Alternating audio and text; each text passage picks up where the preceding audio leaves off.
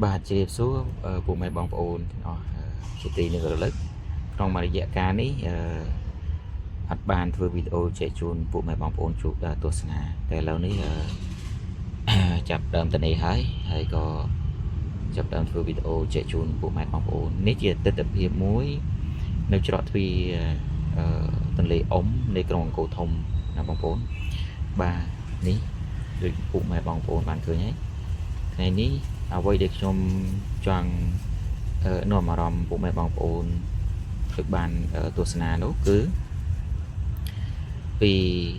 រូបចម្លាក់ដែលបងប្អូនបានឃើញនៅក្នុងវីដេអូនេះគឺរូបចម្លាក់ដែលនៅអមសាងខាងផ្លូវចូលនៃក្រុងអង្គរធំបាទរូបចម្លាក់ទាំងអស់នេះមានសាងខាងបាទនេះជារូបនេះដែលឈ្មោះថាអនន្តៈឬក៏វាសុគីហើយរូបផ្នែកខាងនេះគឺជារូបផ្នែកទេវខាងអសុរៈឬក៏យៈដែលមានមុខមិនសូវស្អាតទេបាទដែលកំពុងតែកាន់ដងខ្លួននៃនាគនេះបាទនាគនេះបាទនេះសូមអញ្ជើញបងប្អូនជើញទស្សនាមើលទស្សនាចុះនេះគឺមុខរបស់គាត់គឺអត់រីទេបាទនៅមកខាងនេះបាទនេះគឺនៅខាងនេះមើលយើងឈរទល់មុខគឺនៅខាងឆ្វេងដៃដែលមានរូបសំណាក់សរុបទាំងអស់គឺ54បាទទាំងសងខាងនឹងមាន54បាទខាងយៈ54ខាងអតិទេពគឺ54ដូចគ្នាហើយខាងនេះគឺខាងអតិទេពណាបងប្អូននេះខាងអតិទេពបាទមុខរបស់គាត់គឺស្រស់បោះណាស់បាទខាងអតិទេពហ្នឹងគឺមុខរបស់គាត់គឺស្អាតប្រំប្រៃបាទអញ្ចឹងពុកម៉ែបងប្អូនអាចតាមដានជាមួយនឹងខ្ញុំបាន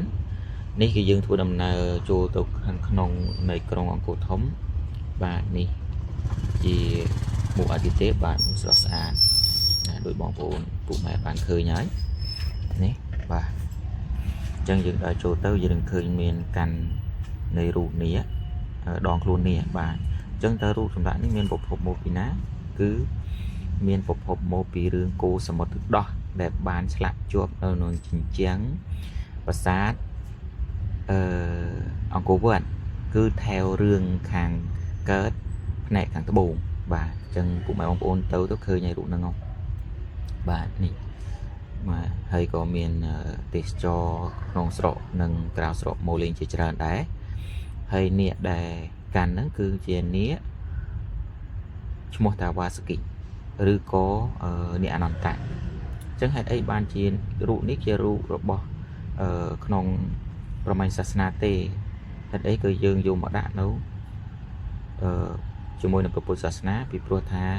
ព្រះអង្គប្របាទជ័យមន្ទី7ចង់ឲ្យសាសនាទាំងពីរហ្នឹងកុំបែកបាក់គ្នាគឺឲ្យនៅជាមួយគ្នារួបរวมគ្នាសុខសប្បាយទាំងអស់គ្នាឲ្យប្រទេសជាតិយើងរីកចម្រើនបាទនេះជាផ្នែកមួយបាទណា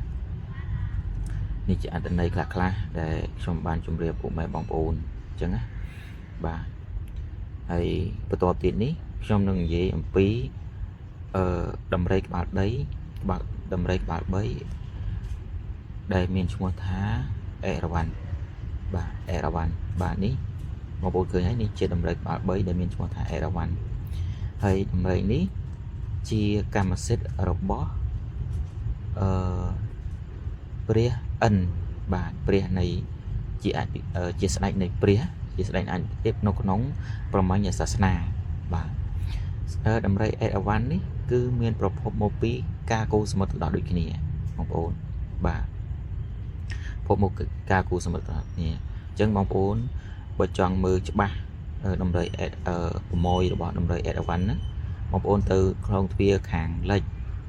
នេះខ្ញុំថតនេះកំពុងថតនៅក្នុងទ្វារខាងលិចហ្នឹងឯងបាទរូបរាងដ៏ស្គមស្កាយសង្ហាស្អាតណាស់បាទហើយនៅខាងលើបាទបងប្អូនមើលចុះនៅខាងលើហ្នឹងគឺនឹងមានឃើញទេព3អង្គដែលកំពុងតែអង្គុយនៅលើដំរីអេរវ៉ាន់គឺអ្នកកណ្ដាលធំហ្នឹងគឺជាទេពអង្គព្រះអិនហើយនឹងអគ្គមហេសីរបស់ព្រះអង្គបាទអញ្ចឹងសូមបងប្អូនជិញទស្សនានេះជាអត្ថន័យខ្លះហើយនឹងឈ្មោះដំរីហ្នឹងឲ្យបងប្អូនបានដឹង ខ្លះចឹងបងប្អូនណាចឹងបងប្អូនកុំភ្លេចជួយ subscribe ជួយ like ម្នាក់មួយផងដើម្បីជាកម្លាំងចិត្តចែករំលែកចឹងខ្ញុំមានការចែករំលែកនៅប៉ុណ្នេះបើសិនជាមាន